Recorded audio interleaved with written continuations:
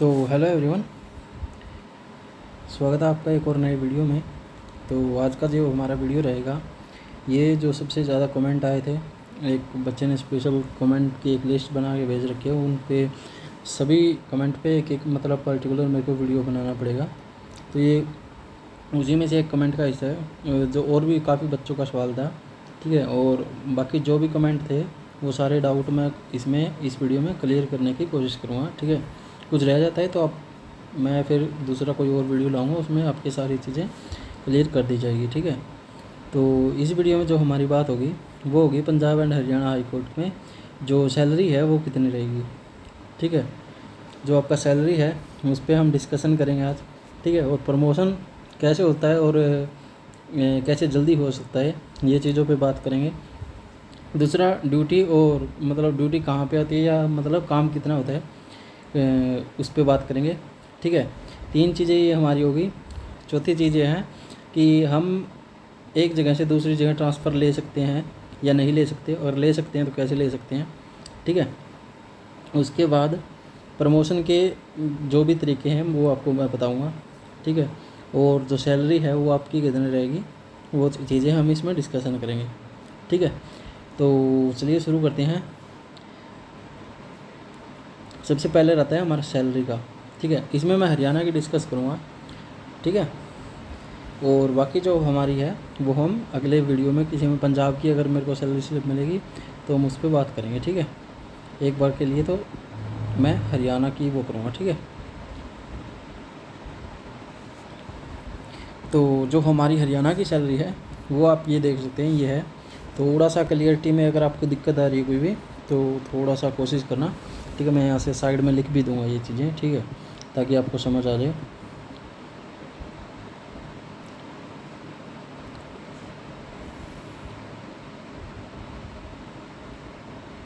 थोड़ा सा चीज़ों को एडजस्ट करना, ठीक है। यहाँ पे कुछ भी नहीं है तुम्हारा यहाँ पे, ठीक है। तो यहाँ पे ये स्लाइड लगा रहा हूँ मैं, ठीक है।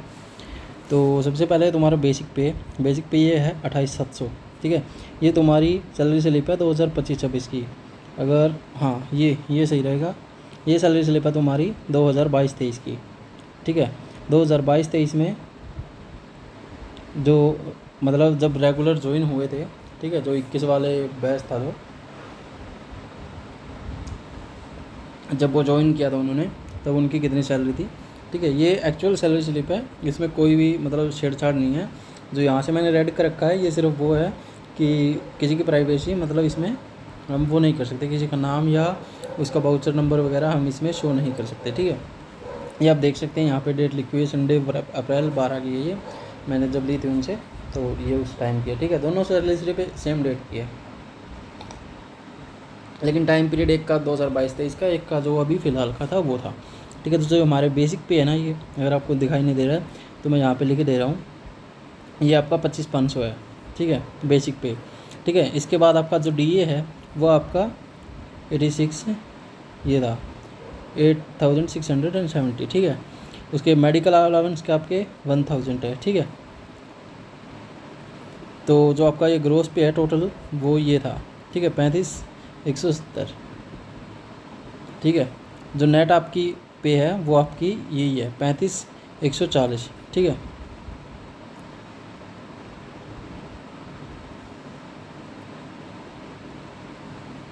जो आपकी स्टार्टिंग में सैलरी आती है, ठीक है, वो आपकी ये पड़ेगी आपको, ठीक है।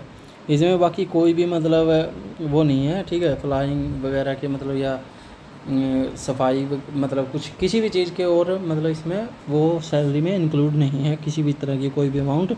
शुरू में आपकी बस यही थी 2022-23 में मेडिकल अलावेंस, ठीक है, डीए, ठीक है, और आपका बेसिक पे, ठीक है। ये तीनों चीज़ें थी।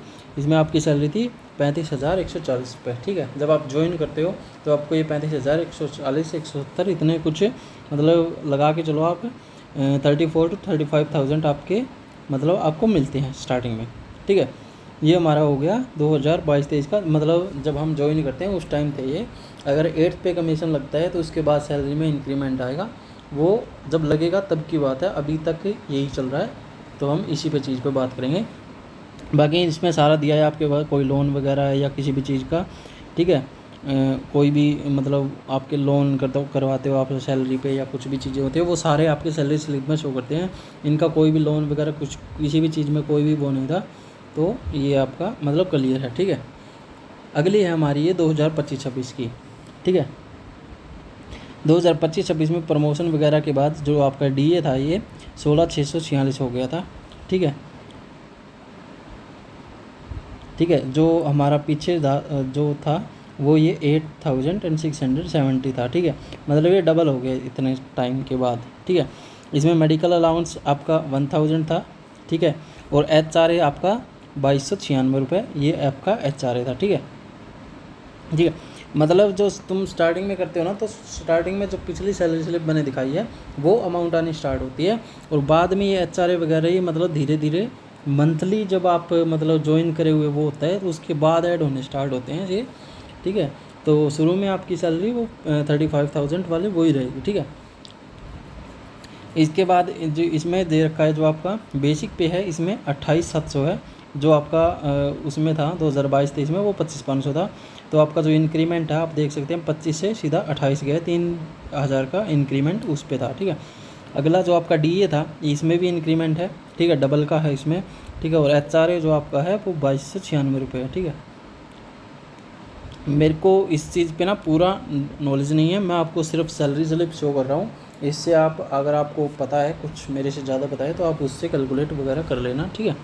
उसमें मैं कोई भी आपको वो नहीं करा, मतलब जो सैलरी स्लिप है वो मैंने आपको शो कर दी है, रियल सैलरी स्लिप है ये, ठीक है।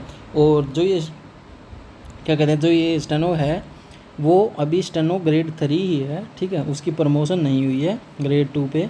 और दूसरी बात ये जो स्टेनो है ये फतेहाबाद कोर्ट में है, ठीक है, जो कि मतलब अच्छे कोर्टों में आता है, हिसार फतेहाबाद सिरसा, ये मतलब बढ़िया एरिया में रहता है,